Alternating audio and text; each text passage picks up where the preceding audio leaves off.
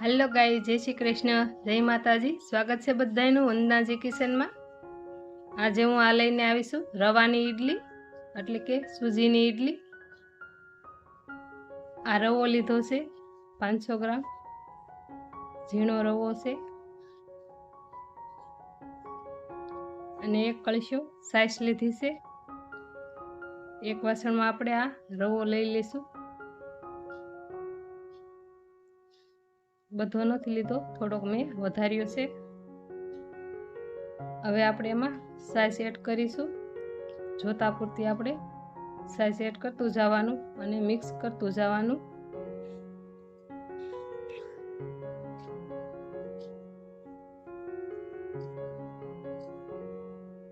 ફરી આપણે થોડી સાઈસ એડ કરીશું અને આપણે એક ઢીલું બેટર આપણે બનાવી લેશું। આવું ઢીલું બેટર આપણું તૈયાર છે। ઢાંકી અને મૂકી દેશું। ઢોકળિયામાં 1.5 કળશો આપણે પાણી મૂકીશું। બેટર આપણે જોઈ લઈશું। 15 મિનિટ થઈ ગઈ છે। મસ્તીનો રવો આપણો ફૂલી ગયો છે। હવે આપણે થોડી વાર આને હલાવી લેશું। હવે થોડું પાણી એડ કરીશું। આપણે ઢીલું બેટર બનાવવાનું છે, એને આપણે મિક્સ કરી લેશું હલાવી અને।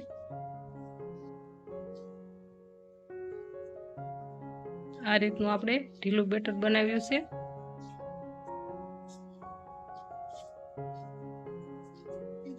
હવે આમાં સ્વાદ અનુસાર આપણે મીઠું એડ કરીશું,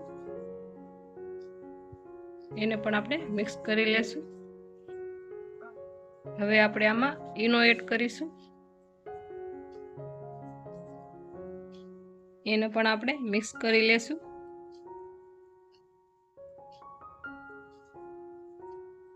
મસ્તીનું ખોખલું બેટર આપણું બનીને તૈયાર છે। ઢોકળિયાની ડીશોમાં આપણે પહેલેથી જ તેલ લગાવી લીધું છે। હવે આપણે એડ કરીશું બેટર એમાં।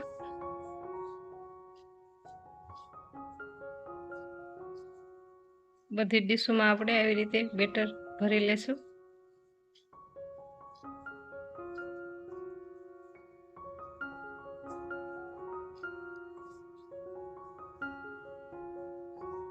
પાણી આપણું ગરમ થઈ ગયું છે। હવે એમાં આપણે ડીશો મૂકી દેશું। ઢાંકણ પણ આપણે ઢાંકી અને 10 મિનિટ રહેવા દેશું।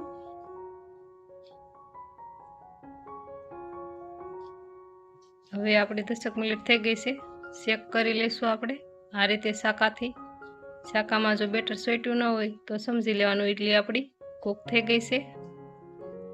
હવે આપણે આ રીતે કાઢી લઈશું ઈડલી। હવે આ રીતે આપણે શાકાથી કે ચમચીથી કાઢી લઈશું। ફટાફટ આ રીતે નીકળી જાય છે। મસ્તીની આપણી ઈડલી તૈયાર થઈ ગઈ છે। બધી ઈડલી આપણે આ રીતે કાઢી લીધી છે। આ રીતની આપણે જાળીવાળી ઈડલી બની છે। આ રીતની અંદર પણ જાળી છે, ઓછી મસ્તની બની છે।